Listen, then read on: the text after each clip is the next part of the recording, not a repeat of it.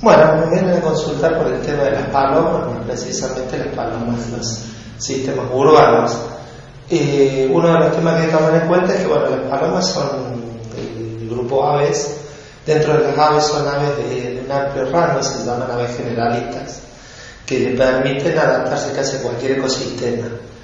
De hecho, las palomas han abordado con gran éxito el ecosistema urbano o el ecosistema de ciudad y se lo han adaptado y han llevado un éxito reproductivo que las ha llevado a lo que el hombre considera lo que es una plaga. Dentro de las plagas es una plaga urbana. ¿Por qué se produce esto? Primero porque se adaptan muy bien a un ecosistema que les da mucho alimento, ya sea directamente por la alimentación en plaza o paseos, y en otra parte por la gran cantidad de basura que tiene el ser humano y que les permite ya alimentarse. A su vez, las ciudades han levantado varios grados la temperatura real del ambiente.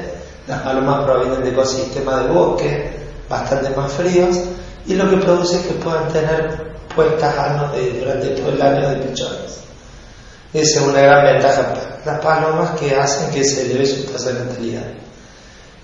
A su vez no generan un nido complejo, como puede ser por ejemplo el nido de un hornero, que necesitan de barro, que necesitan de las condiciones atmosféricas necesarias para poderlo realizar. La paloma cruza un par de ramas o de palitos sin ningún tipo de desarrollo y ahí no va a poner huevo. Es más, es muy frecuente ver en una tormenta gran cantidad de pichones o de huevos caídos porque el nido carece de mucha importancia. Esto les lleva a que puedan tener entre 3 y 4 puestas anuales, entre generalmente 1, 2 y excepcionalmente 3 pichones, lo que eleva mucho la población natural de ellas. ¿Cuáles son los problemas? Bueno, dentro de la ciudad uno siempre quiere tener naturaleza, sacamos árboles, recreamos ecosistemas. El tema es cuando un ecosistema no está manejado o se produce un desbalanceo, como en el caso de las palomas, se crea una plaga. Y si encima esa plaga tiene alguna afectación sobre la población humana, se hace aún más complejo. En el caso de las palomas, la afectación es por zoonosis. Zoonosis son enfermedades de transmisión desde las aves a los humanos. Muchas que son directamente vinculadas con la S de las palomas, con la deyacción, con la caca en sí de la paloma, ya sea por tocarla, por la manera que ensucian directamente las construcciones, los lugares públicos y demás, sobre todo que los niños son muy propensos a tocar estas deyacciones, después se las llenan la boca y se pueden enfermar. Hay muchas enfermedades, más de 200 las que pueden producir, pero por ejemplo entre las más conocidas, una que tenemos la tuberculosis, contra los efectos que ello produce en el ser humano, otras de infección de vías respiratorias, de vías urinarias, que también afectan mucho. Otra enfermedad que también y es vinculada también con los gatos es la citacosis, con los loros, que es la citacosis, que es una enfermedad también que produce problemas a nivel del sistema nervioso central. Este es el problema en sí, por ahí más grave de lo que tenemos, que es el que no se ve, justamente toda esta transmisión de gérmenes y de enfermedades lo que pueden producir. El otro efecto es el efecto visual, el que vemos de que afecta monumentos, edificios y demás con la presencia de las palomas, de los nidos o de las deyacciones. Es sumamente complejo la erradicación mecánica. ¿Por qué? Porque están en lugares inaccesibles, de difícil acceso. Entonces poder eliminar o expurgar los nidos es difícil. Y muchas veces utilizan canaletas, comienzos de ductos de lluvias o de drenajes que dificultan mucho la extracción y a su vez que producen daño en esas edificaciones, porque con el material acarreado o con los pichones muertos o con las palomas muertas se producen taponamientos de estos lugares con los consecuentes problemas que lleva esto. A nivel mundial generan problemas, no es una cuestión ni local de Córdoba ni de Argentina, no es a nivel mundial.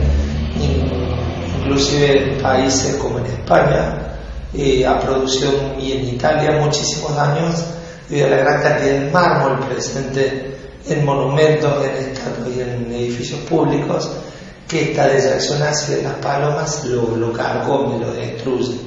y va produciendo un deterioro progresivo del patrimonio arquitectónico de la zona.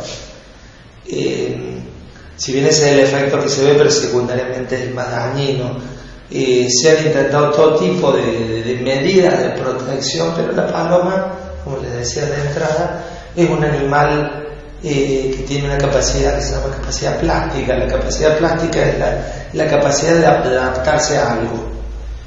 Por ejemplo, para hacerla más fácil, un hornero es mucho menos plástico que una paloma. ¿Por qué? Porque necesita barro para hacer el nido. Una paloma puede buscar desde una hoja de una planta exótica a un pedacito de algún material que haya sido tirado, plástico y cualquier cosa para construir el nido. Se tiene una capacidad de adaptación muy grande. El hornero lo hace en una rama con una ubicación determinada, la paloma lo hace en cualquier lado. Lo puede hacer desde una canaleta de desagüe a un tubo de un aire acondicionado, a un alero o encima de la cabeza de una estatua. No tiene ningún límite para la construcción. Y bueno, y ese es el problema, digamos, y que se incrementaron exponencialmente las poblaciones.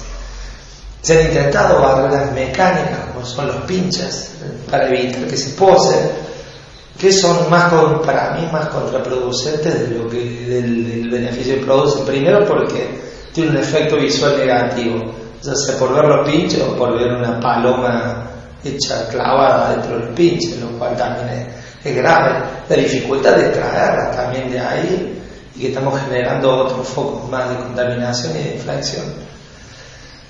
Otra de las barreras que se utilizan más en Europa, y que acá no las he visto, pero allá sí las veía, es el tema de redes que se llaman redes japonesas o redes invisibles, que son redes de nylon sumamente finas que no se observan a simple vista y que vuelven estas estructuras, no permitiendo el paso de las palomas.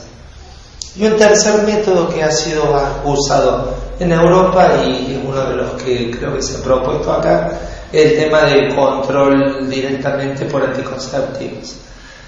Es un método, para mí, yo vería de los mejores que podrían aplicarse, tanto para evitar efectos colaterales. El efecto colateral puede ser la alimentación de otros pájaros que compitan con las palomas por el alimento, pero también son especies urbanas adaptadas a que se regularían las poblaciones.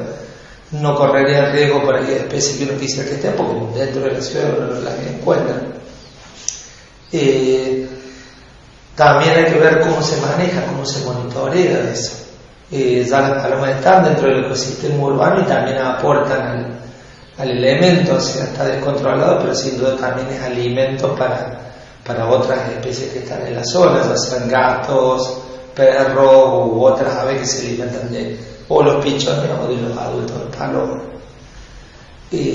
Estando dentro del ecosistema, que se llaman en realidad son homo-ecosistemas, que son, digamos, ecosistemas desarrollados por el hombre, hay que encontrar los balances y los equilibrios. Los venenos tienen que ser descartados totalmente por todo el efecto colateral que producen. La persecución directa, se matándola por aturdimiento, hay gente que es propensa a tener problemas con eso, ni hablar si le van a ir a tirar, no sé, con balina o algún elemento también es dañino. Entonces yo creo que esa, dentro de todo, una solución, siempre y cuando esté bien manejada. Tiene que haber un profesional a cargo, un seguimiento de todos esos elementos para ir tratando y verificando cómo es el sistema. En cuanto a otra de las cosas que me habían preguntado, eran... Por ejemplo, ¿cómo se procedería en el caso de utilizar anticonceptivos? ¿Cómo se lo daría? Claro, bueno, ahí hay que ver estrategias.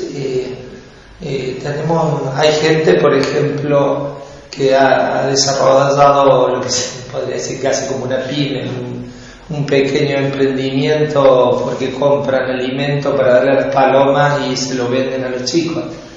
Trabajar con esa gente y inocular ese producto, o directamente entregar a esta gente un producto inoculado ya con un anticonceptivo para limitar directamente esto y que esta misma gente se transforme de alguna manera en un monitoreo, que nos haga un monitoreo de campo bastante interesante de cómo se encuentra la población en ese momento. También, por eso todo esto tiene que ser bien manejado, tiene que manejarlo en Córdoba, podría ser la Agencia Córdoba Ambiente, y dentro de la municipalidad sería la Secretaría de Medio Ambiente, que debería regular dónde, cómo, de qué manera, a qué nivel se deben poner todos estos elementos y quién lo está regulando. No es una cuestión de hacerlo indiscriminadamente, porque tampoco va a ser contraproducente para otras especies.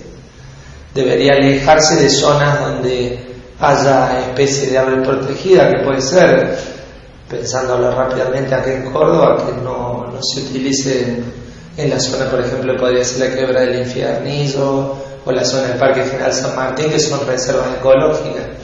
Habría que evitar ese solape, ese cruce de elementos no nocivos, pero sí limitantes de población. ¿Y el tema de la carne del Picor? Bueno, eso sin entrar en política, eso separándolo totalmente, no voy a hablar de... Pero digamos, a nivel mundial hay países donde está autorizado para ser comercializada la carne de paloma. Acá en el país, SENASA, que viene a ser la entidad encargada de eso, no ha emitido ningún comunicado, pero sería una cuestión de manejo. El tema de acá, digamos, tampoco se podría, porque no podría hacer una extracción a gran escala. Sería una cosa muy... No podría, digamos, una empresa o una pyme sobrevivir haciendo una producción de ese tipo. Pero sí, aparte hay que tener en cuenta que las palomas, como muchos otros animales, son bioacumuladores. Bioacumuladores son todos aquellos ejemplares que reciben toxinas del medio, las elevan en cuanto a las concentraciones y las mantienen. ¿Qué quiere decir eso? Pongámonos, por ejemplo, que las palomas se alimentan de basura. Dentro de la basura tenemos restos, porque qué sé yo, han tirado, para hacer un ejemplo muy simple, alguien ha tirado semillas de calabaza, pero juntamente con las semillas de calabaza había una micropila. Al se lixiviando esa micropila ha liberado el entorno cadmio, níquel, plomo, estroncio, bario, todos elementos que se mezclan con las semillas y la paloma las come y los acumula, no los desecha. La exposición a gran cantidad de contaminantes hace que estas